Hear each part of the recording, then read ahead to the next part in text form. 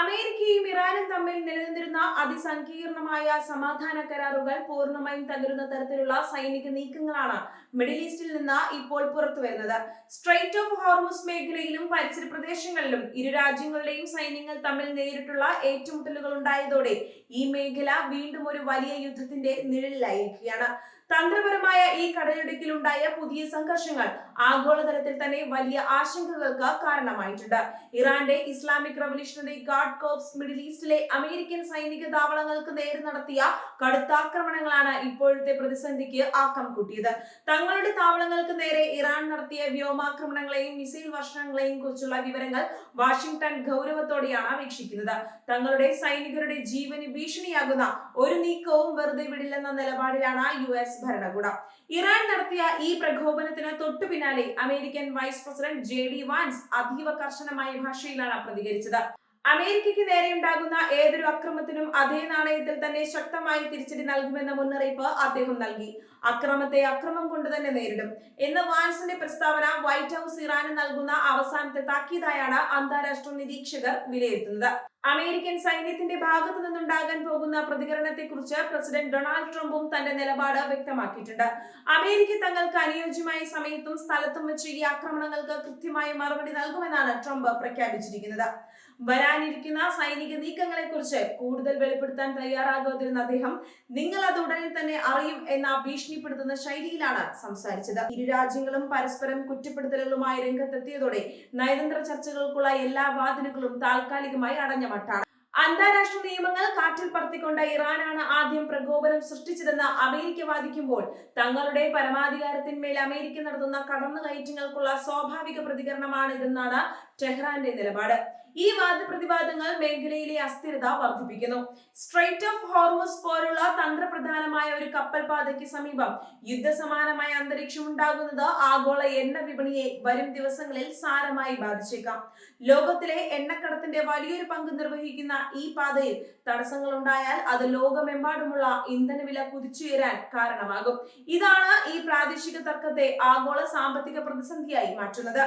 IRGCയുടെ കമാൻഡർമാർ നൽകുന്ന സൂചനകൾ അനുസരിച്ച് അമേരിക്കൻ സൈന്യത്തിന്റെ സാന്നിധ്യം മിഡിൽ ഈസ്റ്റിൽ നിന്ന് പൂർണ്ണമായും തുടച്ചു നീക്കുക എന്നതാണ് അവരുടെ ലക്ഷ്യം. അമേരിക്കൻ താവളങ്ങൾക്ക് നേരെ അവരുടെ കൂടുതൽ ഡ്രോൺ ആക്രമണങ്ങൾ നടത്താൻ തങ്ങൾ സജ്ജമാണെന്ന് അവർ വ്യക്തമാക്കുന്നു. അമേരിക്കയുടെ ഭാഗത്തു നിന്നുണ്ടാകുന്ന ഏത് പ്രത്യാക്രമണത്തെയും പ്രതിരോധിക്കാൻ തങ്ങളുടെ വ്യോമ പ്രതിരോധ സംവിധാനങ്ങൾ അതീവ ജാഗ്രതയിലാണെന്നും ഇറാൻ അവകാശപ്പെടുന്നുണ്ട്. മറുഭാഗത്ത് JD വാൻസിന്റെയും ട്രംപിന്റെയും കടുത്ത വാക്കുകൾ വെറുമൊരു രാഷ്ട്രീയ പ്രസ്താവനയായി തള്ളിക്കളയാൻ ഇറാനും സാധിക്കില്ല. ഒടുവിലത്തെ ആക്രമണത്തോടെ അമേരിക്കൻ സൈന്യം തങ്ങളുടെ യുദ്ധക്കപ്പലുകളും അത്യാധുനിക യുദ്ധവിമാനങ്ങളും ഹോർമുസ് കടലിടുക്കിന് സമീപത്തേക്ക് കൂടുതൽ വിന്യസിച്ചതായാണ് വിവരങ്ങൾ. ഇത് ഏത് നിമിഷവും വലിയൊരു സൈനിക നടപടിയിലേക്ക് കാര്യങ്ങൾ എത്തിച്ചേക്കാം എന്നതിന്റെ തെളിവാണ്. മിഡിൽ ഈസ്റ്റിലെ അമേരിക്കയുടെ സഖ്യകക്ഷികളായ രാജ്യങ്ങളും ഈ പുതിയ സംഭവ വികാസങ്ങളെ വലിയ ഭീതിയോടെയാണ് നോക്കിക്കാണുന്നത്. യുദ്ധം പടർന്നു പിടിച്ചാൽ തങ്ങളുടെ രാജ്യങ്ങളിലെ സാമ്പത്തിക സുരക്ഷിതത്വത്തെയും അത് ബാധിക്കുമെന്ന് അവർ ഭയപ്പെടുന്നു. അമേരിക്കയും ഇറാനും തമ്മിലുള്ള ഈ നേരിട്ടുള്ള ഏറ്റുമുട്ടൽ പ്രാദേശിക സഖ്യങ്ങളിലും വലിയ മാറ്റങ്ങൾ വരുത്തിയേക്കാം. ഇറാൻ പിന്തുണയ്ക്കുന്ന വിവിധ സായുധ ഗ്രൂപ്പുകൾ ഈ അവസരം മുതലെടുത്ത് മറ്റു മേഖലകളിലെ US താവളങ്ങൾക്ക് നേരെയും ആക്രമണം കടുപ്പിക്കാൻ സാധ്യതയുണ്ട്. യമനിലെ ഹൂതികളും ലെബനനിലെ ഹിസ്ബുള്ളയും ഇറാന് പിന്തുണയുമായി രംഗത്തെത്തിയാൽ യുദ്ധത്തിന്റെ വ്യാപ്തി നിയന്ത്രണാതീതമാകും. ഇത്തരമൊരു സാഹചര്യം ഒഴിവാക്കാനാണ് അന്താരാഷ്ട്ര സംഘടനകൾ ഇപ്പോൾ ശ്രമിക്കുന്നത്. വാഷിംഗ്ടണിലെ രാഷ്ട്രീയ വൃത്തങ്ങളിൽ ട്രംപ് ഭരണകൂടത്തിന്റെ വരാനിരിക്കുന്ന നീക്കങ്ങളെ കുറിച്ച് വലിയ ചർച്ചകളാണ് നടക്കുന്നത്.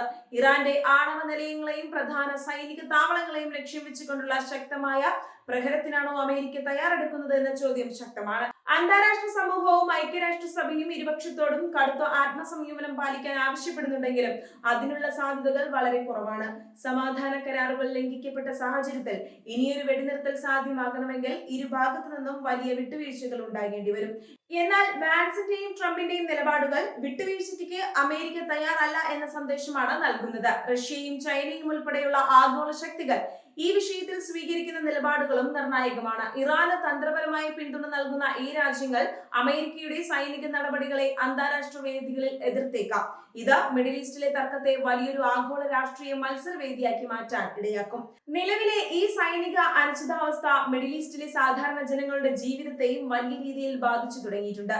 യുദ്ധഭീതിയെ തുടർന്ന് മേഖലയിലെ പല വിമാന സർവീസുകളും തങ്ങളുടെ റൂട്ടുകളിൽ മാറ്റം വരുത്തി കഴിഞ്ഞു. സുരക്ഷിതത്വത്തെക്കുറിച്ചുള്ള ആശങ്കകൾ കാരണം അന്താരാഷ്ട്ര നിക്ഷേപകരും ഈ മേഖലയിൽ നിന്ന് തങ്ങളുടെ പണം പിൻവലിക്കാൻ ആലോചിക്കുന്നുണ്ട്. വരും മണിക്കൂറുകളിൽ അമേരിക്കയുടെ ഭാഗത്തു നിന്നുണ്ടാകുന്ന ഔദ്യോഗിക പ്രതികരണം എന്തായിരിക്കും എന്നതിനെ ആശ്രയിച്ചായിരിക്കും മിഡിൽ ഈസ്റ്റിന്റെ ഭാവി ഇരിക്കുന്നത്.